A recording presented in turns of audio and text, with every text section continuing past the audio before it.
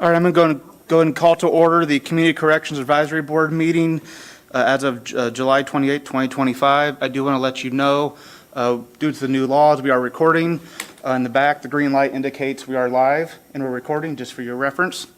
Also, for those speaking, please make sure you turn your mics on and talk into your mics so it can be picked up for all to hear. Moving forward, on to item number 1. Approval of minutes from meetings April 28th, 2025, June 16th, 2025, both the executive and the public meeting. They were distributed electronically via email.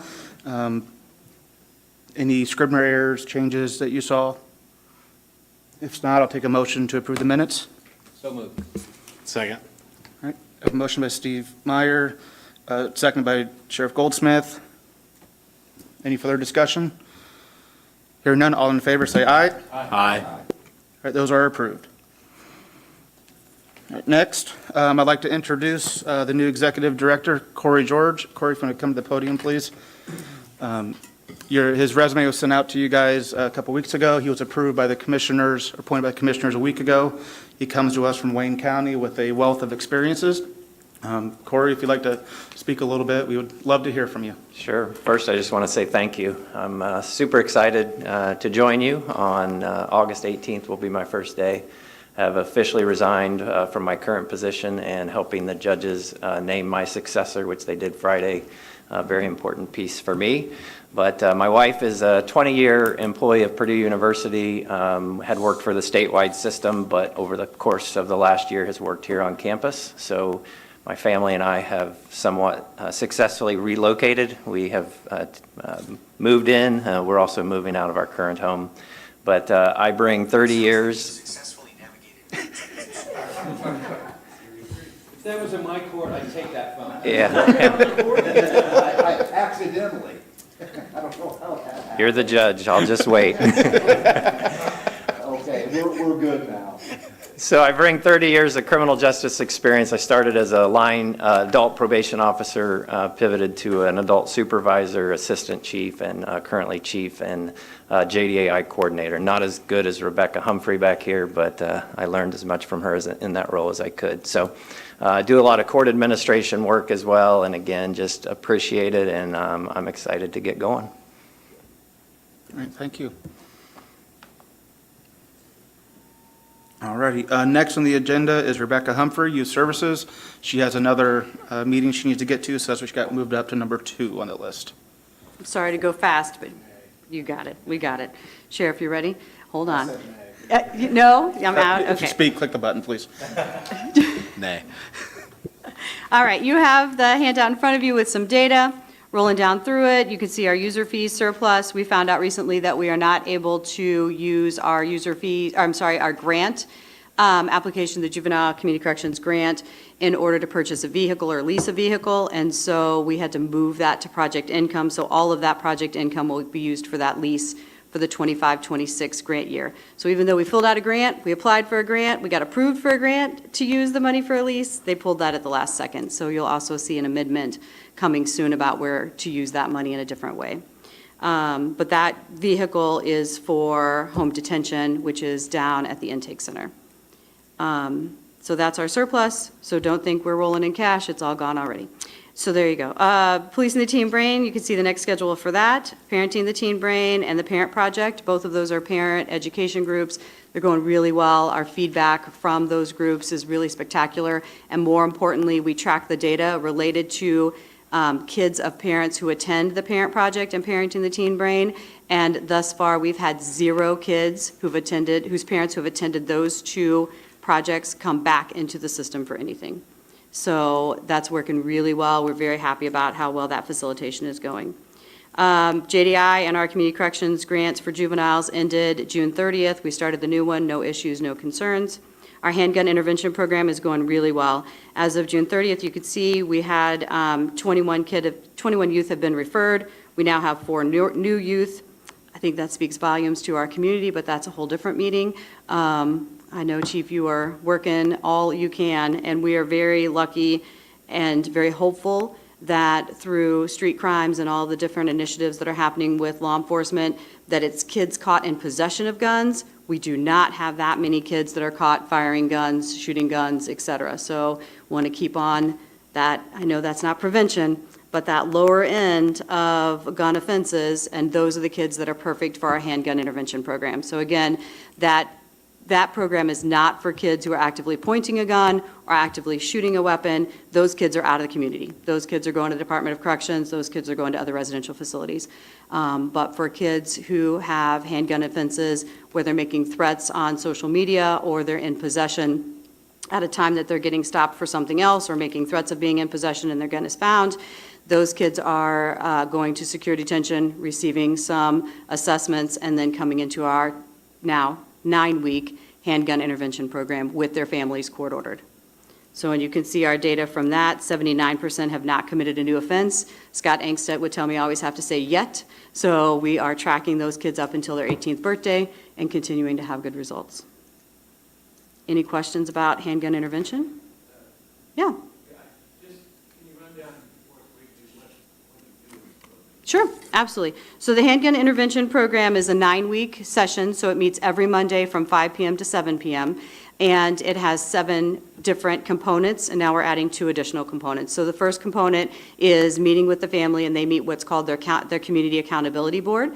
And so that community accountability board is contractual people who are holding the family and the youth accountable. And so they're texting them in between the weekly meetings, they're sitting beside them in the sessions for the handgun intervention program, and they're saying, I'm going to walk alongside this process and this program with you.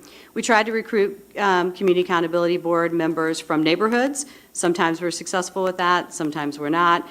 We have 2 over 18-year-old community accountability board members with lived experience. They're doing really, really well, but we provide significant oversight to them, so the only time that they spend time with the kids are in those handgun intervention programming sessions. So the first one is just meet your community accountability board. The second session with the youth and the family, we play Juvenile Justice Jeopardy, which is all about educating kids and families about the juvenile system, and hopefully helping them see right, how their behaviors have consequences. And then we have a law enforcement panel. So we have right now Brian Lowe from the Sheriff's Office, Mark Roberts from LPD joined us, Chief has joined us on numerous occasions, and Marcus Slifer from West Lafayette come, and they attend that panel. The family, and they're very transparent. I mean, Chief, if you want to jump in about the panel. Yeah, it's really a kind of a meet and greet. I've enjoyed it a lot. I had to delegate down to Marcus Slifer, but the law enforcement nights, I think I've been to 3 and 2 graduations, and really enjoy the program. I definitely will keep WLPD as involved as we can be. So we have that opportunity for community relationships with law enforcement. Then we do a victim impact panel. We have a victim who, I'm sorry, not a victim impact. We have a gentleman who accidentally shot his best friend, and so he comes and talks about what that's like. We have a relationship with the nursing students at Purdue, so the nursing students come and they also do a medical night, so they teach basic CPR, stop the bleed, and those are really important to family and the kids as well. They highlight those as important aspects of what's happening. We do a conflict resolution night, so we teach the parents and the kids how to fair fight. We teach the kids how to have decision-making and conflict resolution, and then we work with the kids to do a presentation at the very end. So the presentation can be a poster board, a PowerPoint, whatever they want it to be, and they have to present that to the entire group before they're able to graduate. What we're adding in is we're adding in some aspects of our parent project, because what we're finding for the kids who do have another offense, it's because their parents are just like, yay, you finished the handgun intervention program, go be free. No, they still need oversight, they still need peer relationship, they still need parents who are looking at who their peers are and who they're hanging out with, and so we want to add that component to the programming in order to help parents parent their kids. And then for the kids, we'll do some, we call it CBI, it's cognitive behavioral interventions, to help them with better decision-making as well, some additional boosters there. That was a long answer to your question. But lots of different sessions that are really kind of highlighting the basic reasons why we're seeing kids come in. And I would just add that from a probation standpoint, it's extremely beneficial us. We're having lots of kids arrested for just a possession of a handgun, no prior criminal history, and there's really nothing to offer them sanction-wise prior to the handgun intervention program coming about. So they would do 30 to 60 days in secure detention, and then really what are we doing with them in the community treatment-wise? So that's been a game changer for us to actually have something that targets that specific intervention. All Thank right, you. and then your data is below that, so this is your community, what kids in your community are doing right now for years coming up, our baseline of 2010 to 2024 full year, and then half year 2025.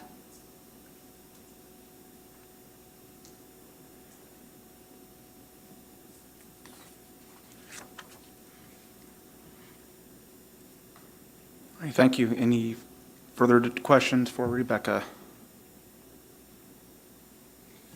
All right, All right, thank hearing you none, very much. Thank you. All right, next on the agenda, Deputy Director Katie Berkshire. You want to come out and give some participant program stats?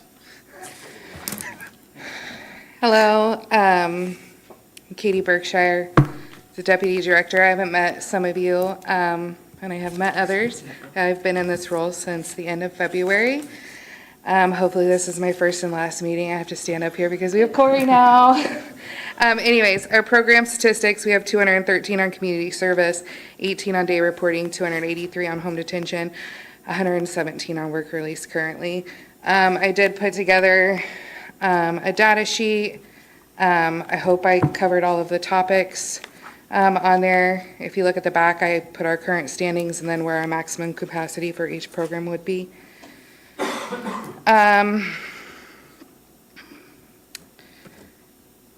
The next is the DOC grant. We requested the same that we requested for 2024, or sorry, 2025. I put that wrong on there, my apologies. And we were cut 7%. So with that cut, we have unfunded 2 positions, not deleted them, just unfunded them. They were vacant anyways to subside for that cut. There were cuts statewide, not just us. Any questions on that? I can speak to the positions not being funded. These are positions who haven't been filled in 6 months to a year, so they've been vacant for a significant amount of time. As we all know, the amount of money coming in with the way the state legislator is less.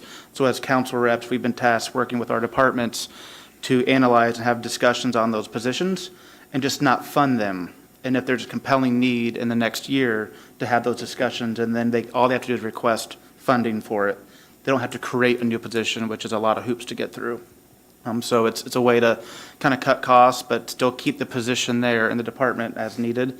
And then again, in the 27 budget year, we'll look at where we stand on that. It's just one of the methods we're trying to use to hopefully get to that magic number we need to balance the budget. Any questions? I have a question on the outstanding active clients user fee balance. You show over $114,000. The key word there to me is active, so that means they're still on the programs? Yes. Some of that is community service, which doesn't need to be paid until they complete their community service, the community service fee. So sometimes people are given like a year, 2 years to complete their community Okay. service. Is it possible to back out community service fees delinquency and give us a true picture of what active members owe? Yes, I can get that sent out to you. It just seems to be pretty substantial given your overall revenue.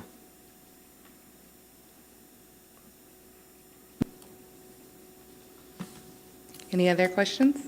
I don't know if we need to talk about this now, but you and I talked about Judge Williams wanting a weekly report of violations, who violated, what the nature of the violation is. I think it's some other information, and you'd expressed to me that that might be a nightmare from your perspective as far as who's going to be doing the research and the reporting and all. Have you talked to Judge Williams about that?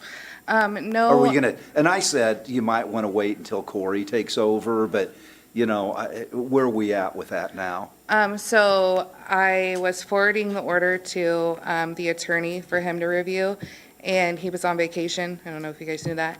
And then I was going, so he put in the order a deadline of the 22nd of August. So I was going to brief it with Corey, and I briefed it with our leadership team to see if we could make that feasible. And then I was going to touch base with Judge Williams. Okay. But no, I Because have I know not. you were concerned about even having the manpower to accumulate the data that he wanted, correct? Correct. Because I can pull reports for each of those things. It's filtering out just his court and just his clients, and exactly what he wants is going to take a lot of, And for those of Duties you, added Judge to Williams someone. entered an order saying that he wants on a weekly basis, I think, every Friday, a list of people that he has placed there that have violated, what the violation was, and there was one other aspect of information that he was wanting. Do you remember what that was?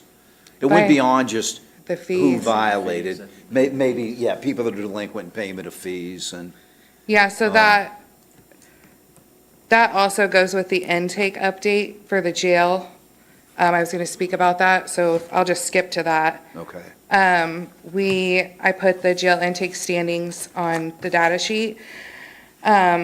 We have really upped it. If you look at this, we have 5 that are ready to pick up, and they are being picked up tomorrow.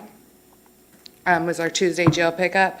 So we've been, the standard was the 14 days. We've even been above that. I mean, like within weeks. The problem that arose in Superior 1 was we made a decision last advisory board meeting that nobody who owes back fees would be signing on because we didn't want them to start in the deficit. We wanted everybody to start in the positive. And most of the research shows that when they come to us owing back fees, they don't even pay off all those back fees before they're completed. There was an individual in Superior 1 who had back fees of $63 that we were not bringing over, and Superior 1 did not agree with that, so I think that's what started all of this. So with that intake update, I do have a new average, that the average of the 22 people in jail that owe back fees, their average is $720. So I thought we could come to a compromise today with the intake issue that anyone who owes back fees of $300 and under could come over, because that is substantial, within the 30 days to get a job and get those paid off. So I didn't know if that is something that we wanted to do, or if we wanted to keep it at, they don't start unless they're at 0.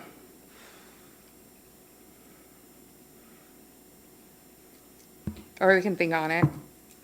I mean, I was fine. I don't want to get into a contest with Judge Williams, and I was fine with saying, I don't hey, either. if you want to come over, get current on your fees. But he's not, and I'm not going to step on his toes and challenge what he thinks was an injustice. But probably more importantly, I guess I'm bothered by those that are delinquent. The average is $700 and some. Those people are the people that should not remain in community corrections. That's If the they get people at that the far jail, delinquent- yeah. Okay, they're in the jail now? No, these are people who have been ordered to us. Okay. They've been ordered All to right, so come to that's the community average. corrections, Where- and they're okay, sitting over Where are we there. at, though, with general, and I think this is another concern Judge Williams had, where are we at generally with delinquencies? People in placement with community corrections? Because anybody above 300 should be terminated, right? So we have the community integration program. So as soon as they hit 300, they go on the community integration program, CIP, which pauses their fees. I thought we did away with CIP. Okay.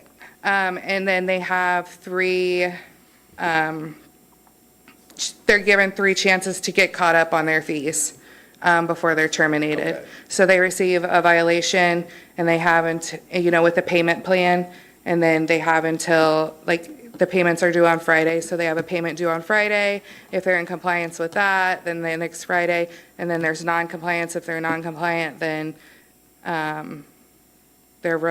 they receive an in-house violation, and then they're locked down until they pay, or they're removed to jail by the third non-compliance. Removed via PTE, a petition to execute, or you just move them into the jail population? Yeah, we do the petition.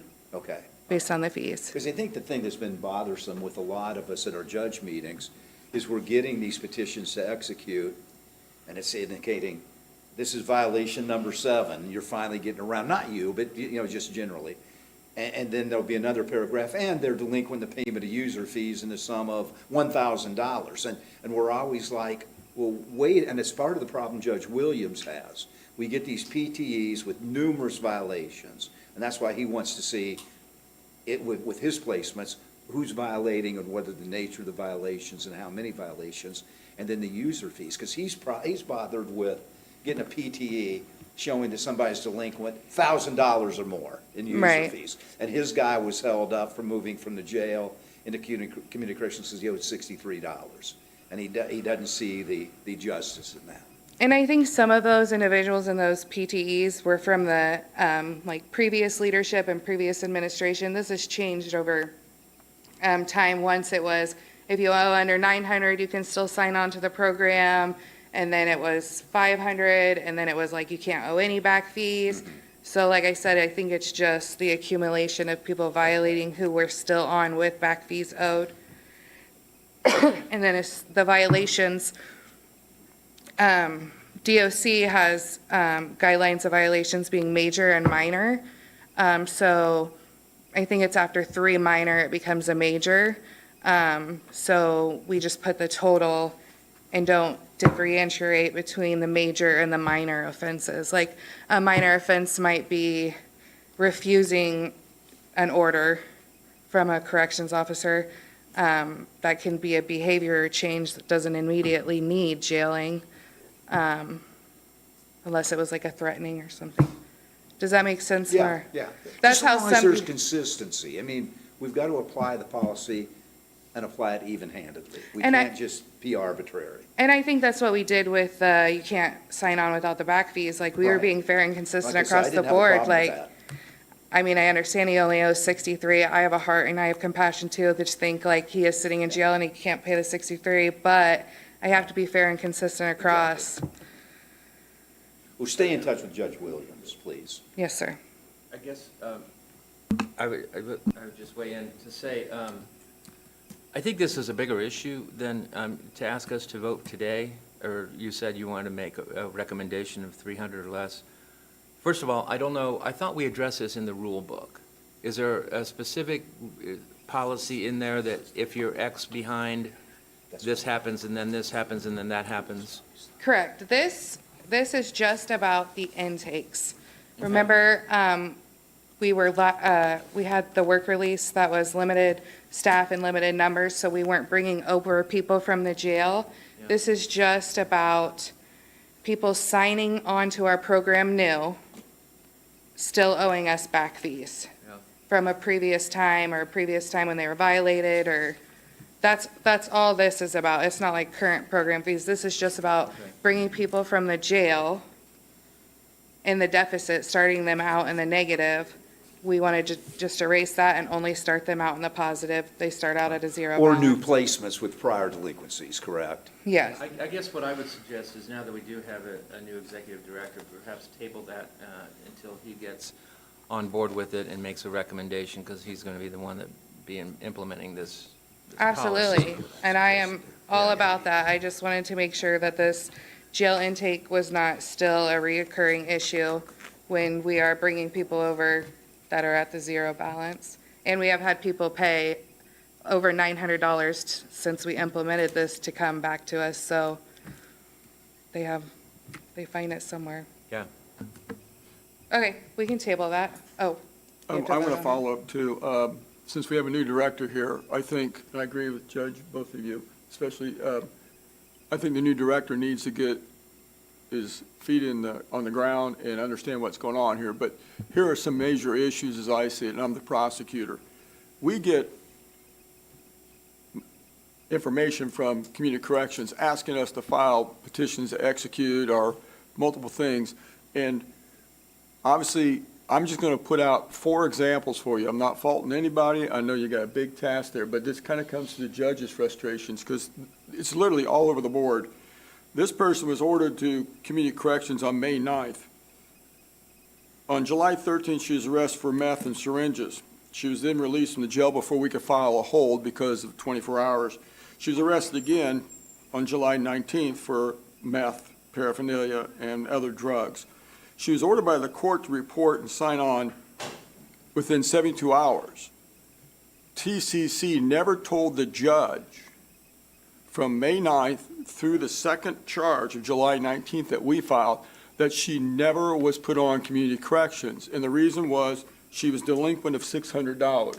So here we have an individual who the judge was given a chance. And here's what I want to say. You should send some of your people to a sentencing hearing because most of these individuals put on community corrections, it's not their first conviction. They have multiple convictions, usually for substance, where the judges listen to them. They get a PSI from probation. They see the person is saying, I really want help. I want some treatment. So the court tells them, and the judges have a right and a duty to know when that individual is not following their order. It clearly says they are not to use illegal drugs. That doesn't mean 5 times, 6 times, or 7 times. They give a stern warning to those individuals. So if the courts are not advised of their failure to follow the court order, their meaning, the court order and what the court judges are saying is hollow. They're empty words. This individual should have been as soon as you denied her to TCC, you should have sent some type of memo, not only to the court, but to the defense attorney and to us that says, not going to take them. So we and the community think this person is being supervised by community corrections, and in fact, she's out there for over 2 months with no one watching her. A second one, another one, report directly. On April 11th, on May 20th, arrested for theft. Reason, she's not on the program yet.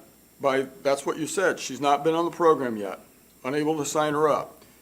Well, then on July 1, we find out that this individual had failed 1, 2, 3 tests for meth, cocaine, and another new arrest. And nobody told us or the judge that sentenced them. So for a period of 4 months, that individual was breaking the law when the court who ordered them thought they were in a complete compliance. And I'm not picking on anybody. I'm just saying we need more guidance on what's going on. Nick's case, released on pretrial release from meth and habitual. The court asked for a report back, conduct report, within 30 days. The report came back that that person had failed 4 drug screens in less than 30 days and was rearrested. So the court specifically said, give me a conduct report, and this person's using illegal drugs the whole month, because I know they weren't tested 30 times in 30 days, and no one thought, hey, after the first or the second, maybe we should give the judge a heads up. This guy's out there using drugs. And I'm bringing these up because we always talk about, well, that's just some anecdotal. This one here was ordered to sign up, again in May, doesn't report, fails the report, signs up, can't give a urine test, fails a urine test, can't give a urine test, fails a report for a urine test, reports, fails a drug test, and then finally on the 3rd failure, you send my office a PTE after 3.5 months of noncompliance. I think community corrections has a big problem. You're not keeping the community safe. What the courts are trying to do and have corrections for these individuals, that's your mission. So I don't know. I read in your rules here you just gave us, under Class B offenses 202, a person can have 5 minor offenses before they're considered to be in violation. That includes the use or consumption of illegal drugs. So I could be on your program and use drugs 4 times and fail 4 drug tests for cocaine or methamphetamine or heroin or fentanyl, and that's not enough to get to a major violation? Something's wrong here. And as prosecutor, when we see these, and we see them all, because obviously you only see for your courts, my staff is like lost as to understand what is a violation? How come some are sent to us and some can fail? We've seen one like 6 months ago where the person failed 7 drug tests. Well, I think it goes. So I don't want a response. I want someone to come to us in the next meeting and walk us through how many times can a person use illegal drugs and fail before the courts know this? Because you should come to a sentencing, because these individuals, they promise the court and tell the court, and sometimes they have family members saying, these are the steps we're taking. You don't hear that, but they do. And they have a right to know that, to bring the person back in, just on a probation violation or a PTE, or just a status to find out what's going on. I think the community would be shocked at the number of violations that are never reported to anybody outside the community corrections building. That's my say for the day. I don't expect a response. I'm not picking on anyone. I'm just saying I think there's an issue. I hope in 90 days, the new director can start educating us on what is and isn't a violation. What are we doing to protect the public? Because if the individuals out there using drugs, they're failing. They're failing their responsibilities. They're failing what they told the court. And they obviously aren't, the treatment plan isn't working here. That's my say for the day. Thank you. Any further discussion on the intake stats? I just want to say thank you for providing like a detailed paperwork for today's meeting, because we haven't had one of these for a really long time, about what the numbers look like and fees and things like that, which is a step forward while you've been in the interim and with all the chaos. So I do appreciate your efforts that you've been putting in recently. All right, thank you. Alrighty, you want to talk commissary update?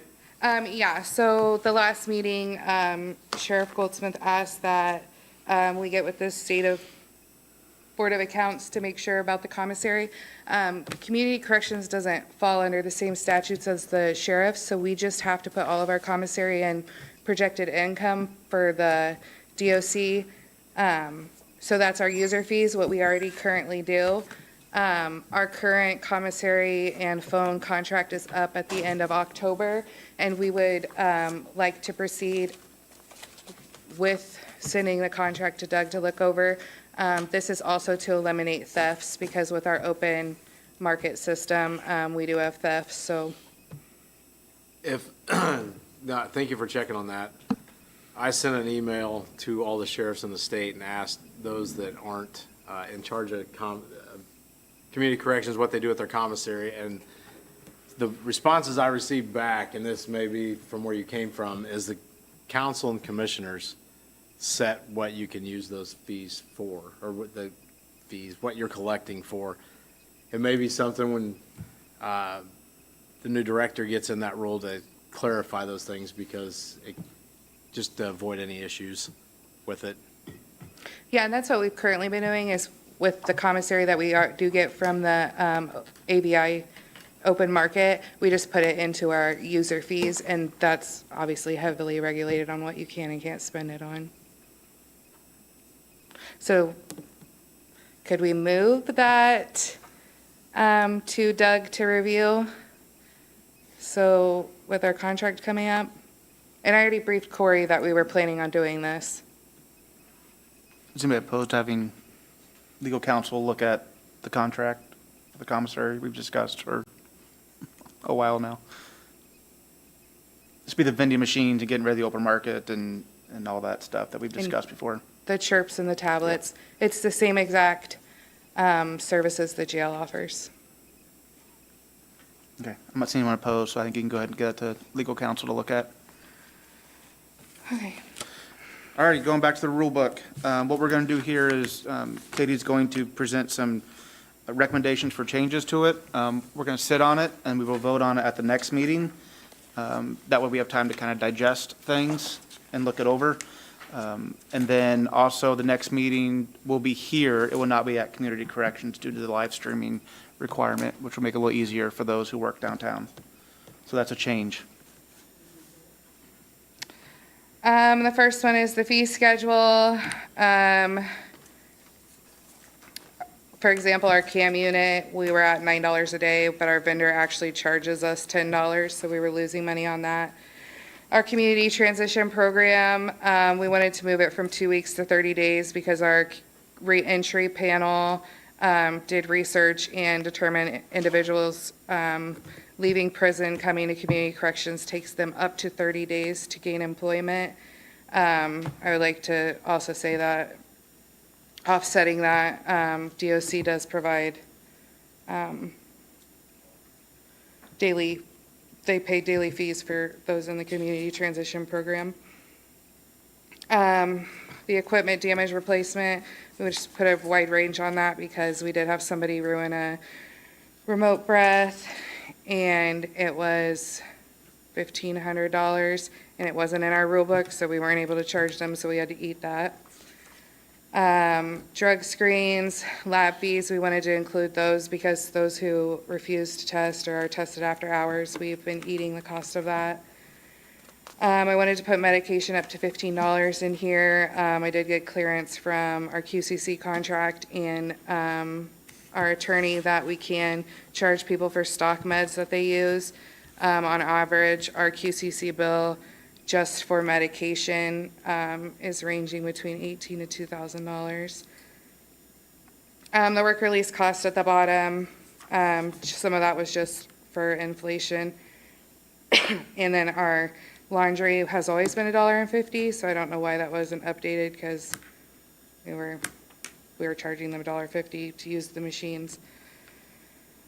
And then our hygiene kits fluctuate with inflation and things, so we just wanted to put a broader range on that. On the next page, I just updated the CTP thing to be concurrent with the fee schedule. And then on page 9, I only printed off the pages we updated. On then page 9, I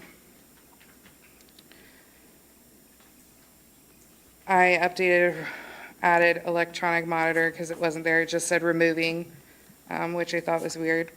Under the 114 PREA violation, we had to update that to unwanted contact of a sexual nature because that's how it is written in the PREA standards. So that was an error. On page 10, I'm not sure why previous administration removed the payment of fees violation, and it was being written under refusing a mandatory program, but our leadership team requested to add that back in. It's the same wording as it previously was in the rule book prior to the last change in 2024. On page 18, we erased the holiday and employment shutdowns and then added that subsection under employment. Didn't understand why there was two sections for that. And then we've never allowed people to work at gig platforms because they're too hard to track, i.e. Uber, DoorDash, Grubhub, Instacart. So we just wanted to put that in the rule book because we've never allowed them to just further stance that.